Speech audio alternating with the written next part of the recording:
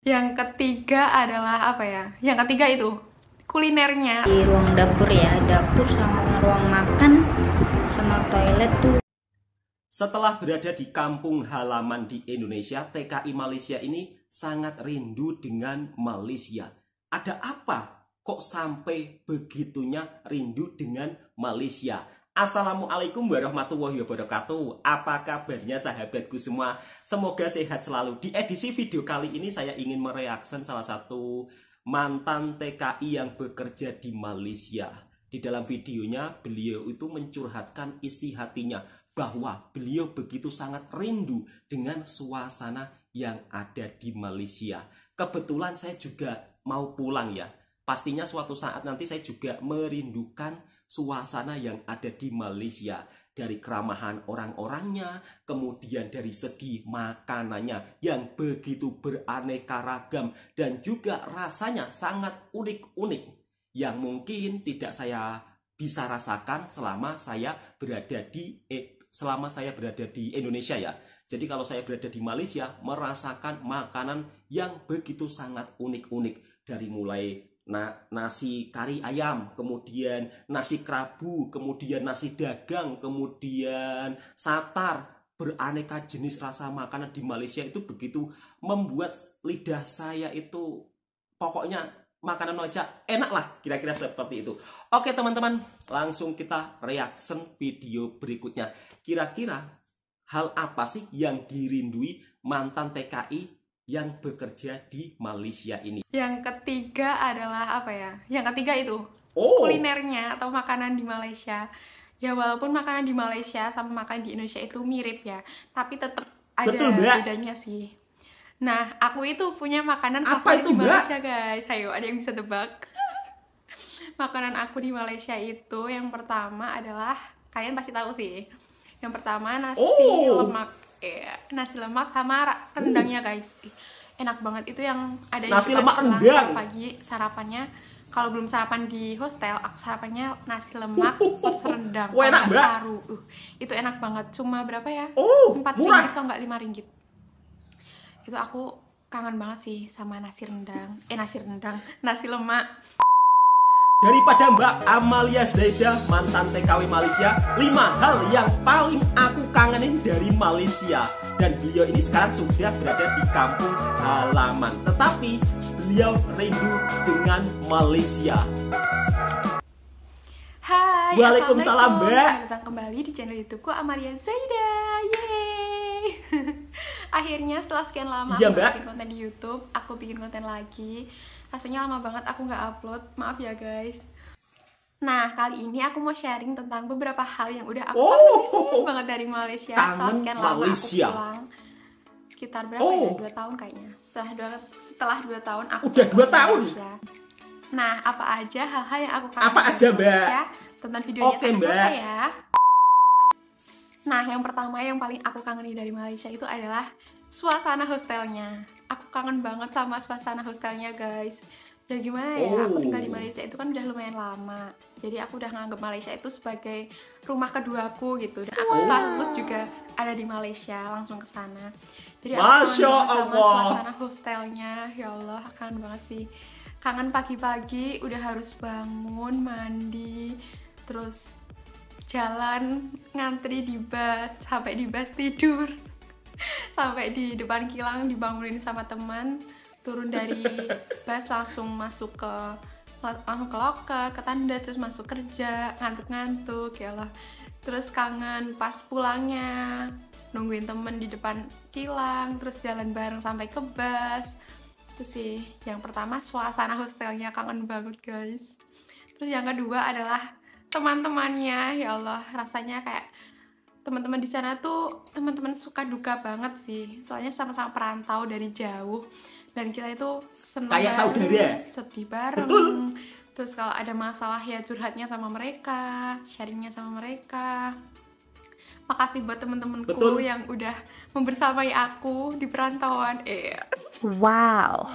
Yang ketiga adalah apa ya? Yang ketiga itu kulinernya atau makanan di Malaysia. Ya walaupun makanan di Malaysia sama makanan di Indonesia itu mirip ya, makanannya ada bedanya sih. Nah, aku itu punya makanan favorit di Malaysia, guys. Ayo, ada yang bisa tebak? Makanan aku di Malaysia itu Apa, Mbak? yang pertama adalah, kalian pasti tahu sih. Yang pertama nasi lemak. Nasi lemak sama rendangnya, guys. Enak banget itu yang ada di depan kilang kalau pagi sarapannya. Kalau belum sarapan di hostel, aku sarapannya nasi sama rendang. Kalau nggak paru. Itu enak banget. Cuma berapa ya? 4 ringgit kalau nggak 5 ringgit. Itu aku kangen banget sih sama nasi lemak. Terus yang kedua, ini nggak ada sih nasi lemak. Tahu ada nggak ya? Kayaknya nggak ada. Yang kedua itu adalah nasi kerabu. Apa, Mbak? Kalau kalian yang belum tahu nasi kerabu, itu aku kasih fotonya di sini ya. Oh iya. Jadi nasi kerabu itu nasi yang warnanya kayak biru-biru ungu gitu. Itu terus lauknya itu ada kayak sayuran dikasih pakai apa gitu. Biasanya ada ayam juga. Terus ada sambelnya. Nah, sambelnya itu unik banget. Pedas, terus ada kayak aroma jeruknya gitu. Nah, itu kangen banget sama nasi kerabu. Itu yang kedua, nasi kerabu. Yang ketiga apa ya? Nah, ini juga favorit aku banget, guys. Hampir tiap pagi tuh aku mesti sarapannya ini. Apa, Mbak? Apa? Cafe. Nah, kalau kalian dulu pernah ngikutin vlog-vlog aku yang pas berangkat kerja, kalian pasti tahu. Nah, bener banget, roti canai. Aku pas di Indonesia ini belum pernah sih makan roti canai. Kalau di Indonesia itu mirip kayak roti Mariam, tapi roti canai lebih tipis lagi. Kalau roti canai biasanya pakai sambal atau kuah kari gitu. Kalau aku suka yang original sih. Kalau nggak aku kasih susu gitu. Betul. Nah, itu roti canai itu enak banget. Itu favorit aku banget. Terus diminumnya sama Nescafe. Enak banget, guys. Kok aku jadi excited gini pengen ke Malaysia lagi ya. Nah, segitu kangennya mbaknya itu, nah ini juga favorit sih, tapi bukan makanan sih, ini minuman, yaitu teh tarik Malaysia. Apa mbak? Suka banget sama teh tariknya. Di Solo tuh ada sih teh tarik. Sebenarnya ada teh tarik yang instan, ada yang terus apa yang dijual gitu juga ada, teh tarik Jodi. Tapi menurut aku kayak rasanya tuh nggak seenak yang asli Malaysia. Soalnya yang asli Malaysia itu kayak ada sepet-sepet pahitnya gitu, kayak ciri khas gitu. Nah itu favorit juga sih. Sampai aku dulu pulang, guys. Iya, Mbak. Kalian bisa lihat di video ini, aku borong teh tarik itu banyak banget buat oleh-oleh, saking sukanya dan saking takutnya kalau di Indonesia itu nggak ada teh tarik. Itu yang keempat. Terus yang kelima, nah ini juga favorit banget, yaitu tom yum campur. Aku suka banget tom yum. Sampai dulu itu waktu cuti aku hampir tiap hari masak tom yum, guys. Tapi tom yumnya tom yum ayam. Nah aku suka kalau yang tom yum campur. Dulu itu aku awalnya nggak begitu suka tom yum ya. Waktu ngicipin punya temen itu, kok rasanya kecut, terus ada pedes-pedesnya gitu, terus banyak rempahnya kan, kayak serai, terus daun jeruk, kayak gitunya tuh banyak gitu loh di mangkok. Terus aneh banget sih rasanya. Terus pas aku beli sendiri itu aku habis dan ketagihan. Jadi setiap belanja bulanan itu aku pasti beli pastanya itu, kayak bumbu tom yumnya itu aku masak sendiri di hostel. Terus yang kelima apa lagi ya? Yang kelima itu apa mbak yang kelima? Nah karinya di sana tuh kayak mungkin ya masak kari orang India Asia apa gimana ya.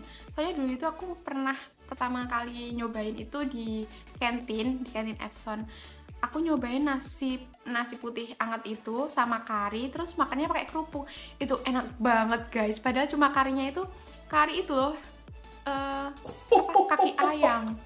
Kaki ayam enak sama banget. Potongan kentang itu enak banget. Pokoknya itu aku favorit juga sih.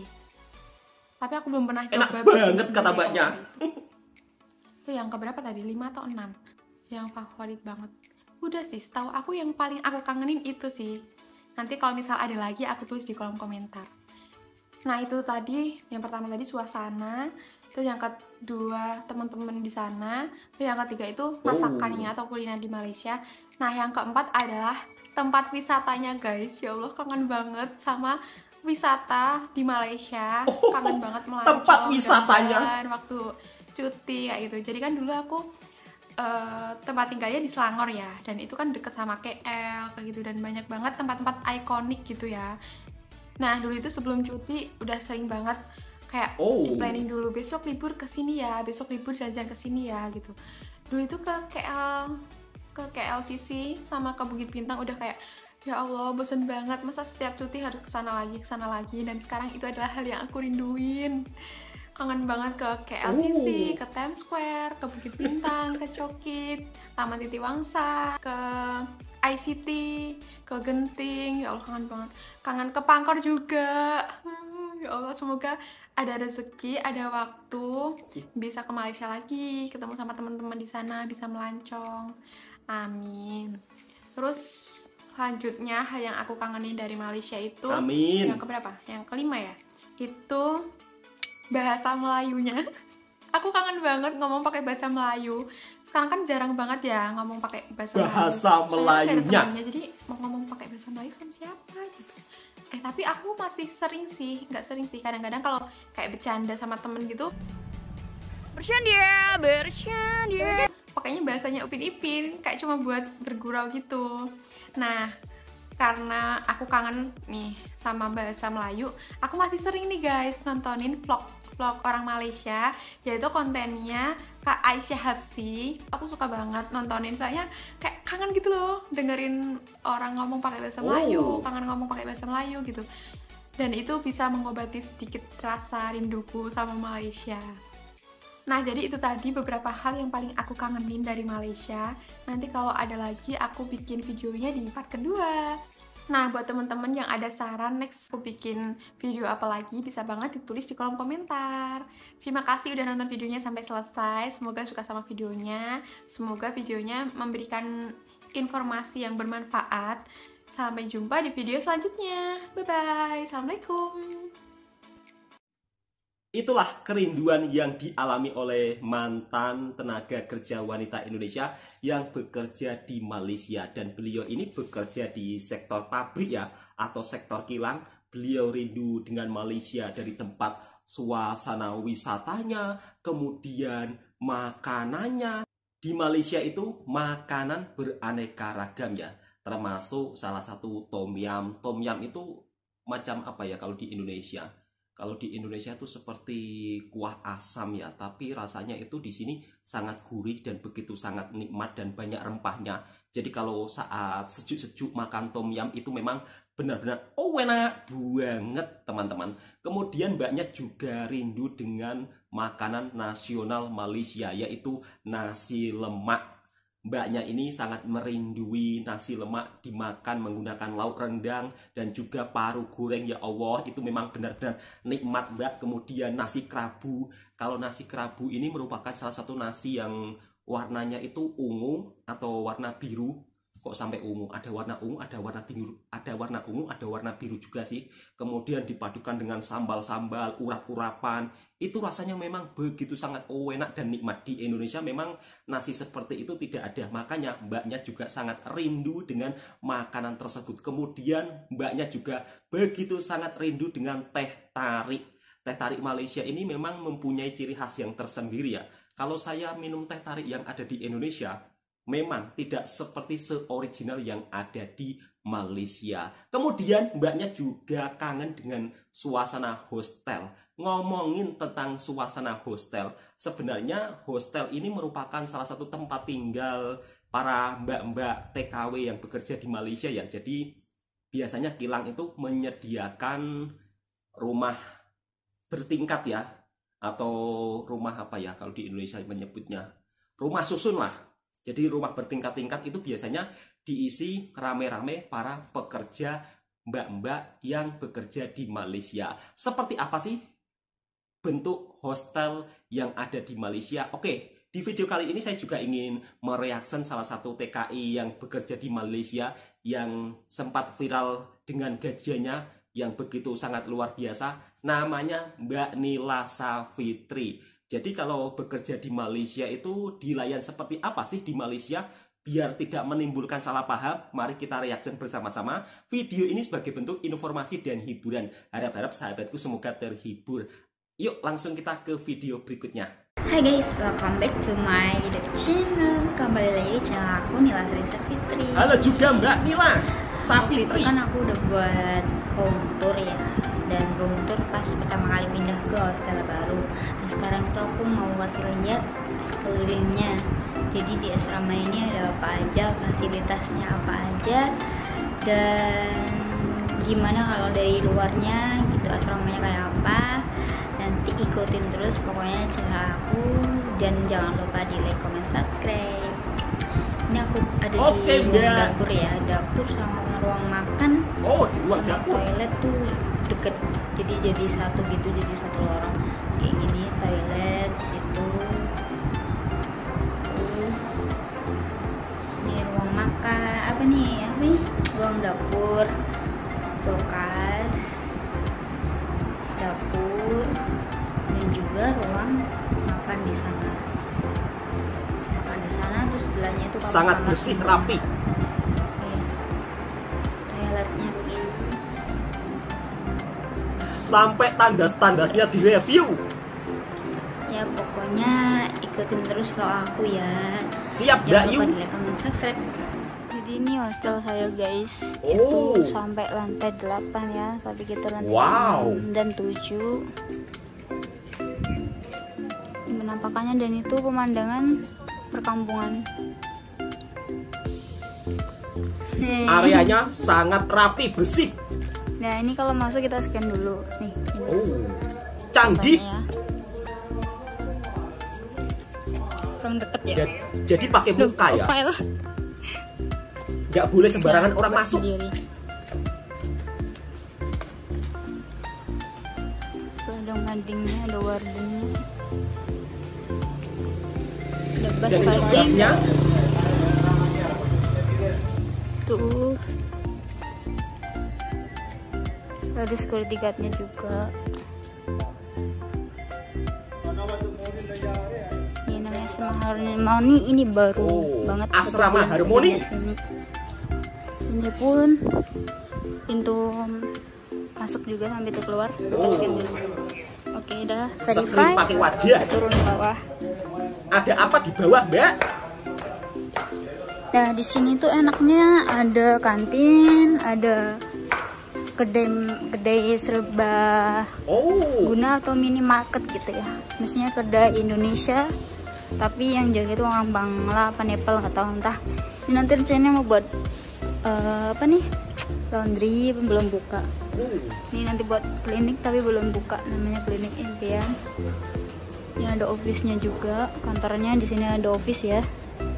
Terus ini kedai Banglanya tuh, dan masjid Serbaneka, banyak jualan kedai Indon ya, barang-barang Indon tadi ada banyak di situ. Ini kantinnya. Terus kita mau ke atas naik lift ya. Ini udah tutup kayak kantinnya, biasanya buka pagi. Tuh menu-menunya ada menu Indonesia. Kita mau naik lift ya. Ini liftnya ada 3. kalau di Indonesia macam di apartemen lah. Kita naik lift. Kalau aku ada di lantai 7.